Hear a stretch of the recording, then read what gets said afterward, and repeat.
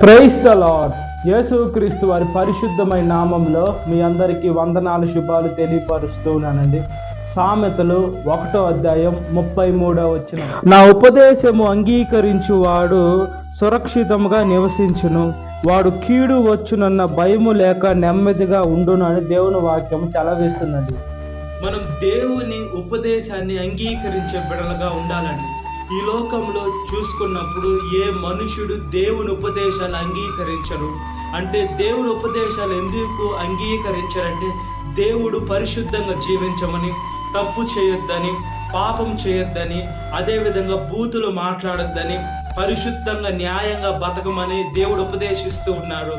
అయితే ఈ లోకంలో సాతాను ఎలా చెప్తుందంటే, అబద్ధాలు చెప్పమని, బూతులు మాట్లాడమని, తప్పుడు దానిలో తిరగమని, తప్పు చేసైనా నువ్వు బాగుండి అతను నాశనం అయిపోతే చాలని సాతాను ఉపదేశిస్తూ ఉంటారు. అయితే ఈ లోకంలో ఏ మనుషుడు దేనికి లైక్ చేస్తున్నారంటే, సాతాను మాటలకే లైక్ చేస్తున్నారు. కానీ దేవుని మాటలకి మనము అంగీకరించకుండా ఆయన ఉపదేశాన్ని త్రోసివేసే బిడలుగా ఉన్నామని మనల్ని మనం పరీక్షించుకునే బిడలుగా ఉండాలండి. మనము బైబిల్ గ్రంథంలో చూసుకున్నప్పుడు దేవుని మాట వినిన ప్రతి ఒక్క బిడ్డ ఆయన గ్రంథంలో ఇప్పటికీ కూడా ఆ బిడ్డను గురించి మనము ఆ బిడ్డలాగా మనం జీవించని వాళ్ళని మనం ఒక రోల్ మోడల్గా తీసుకొని ఇంకా ఇప్పుడు కూడా వాక్యంలో మనం తీసుకుంటూ ఉన్నాం. అదేవిధంగా మనం దేవుని వాక్యానుసారంగా మనం ఎప్పుడైతే ఈ లోకంలో జీవిస్తుంటామో, దేవుని ఉపదేశం మనం ఎప్పుడైతే అంగీకరిస్తూ ఉంటామో, ఈ లోకంలో తల్లిదండ్రులు మనకి ఎందుకు మంచి మాటలు చెప్తారంటే, మనం చెడిపోయేదానిక, లేదా మనము యాక్సిడెంట్లు అయ్యేదానిక, లేదా మనము ఈ లోకంలో బాగుండకుండా ఉండేదానికి చెప్తారా? కాదు, మనం మంచిగా ఉండేదానికి, మనం అందరికి మంచి పేరు తెచ్చేదానికి, అదేవిధంగా మన తల్లిదండ్రులకు మంచి పేరు తేవాలా, మన సేవకులకు మంచి పేరు తేవాలా, అదేవిధంగా మనం ఎక్కడైతే ఉంటామో అక్కడ ఉండేటువంటి ఆ స్ట్రీట్కి మంచి పేరు తేవాలని ఈ లోకంలో తల్లిదండ్రులు అనుకుంటూ ఉంటారు. దేవుడు కూడా అలాగనే అనుకుంటున్నారు.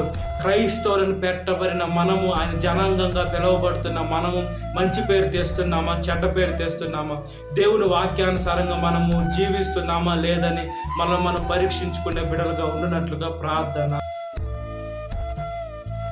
మహాపరిశుద్ధ ఆత్మదేవ, మా ప్రియ పరలోకపు తండ్రి, మీ ఉపదేశాన్ని మేము అంగీకరించే బిడ్డలుగా ఉండాలయ్యా.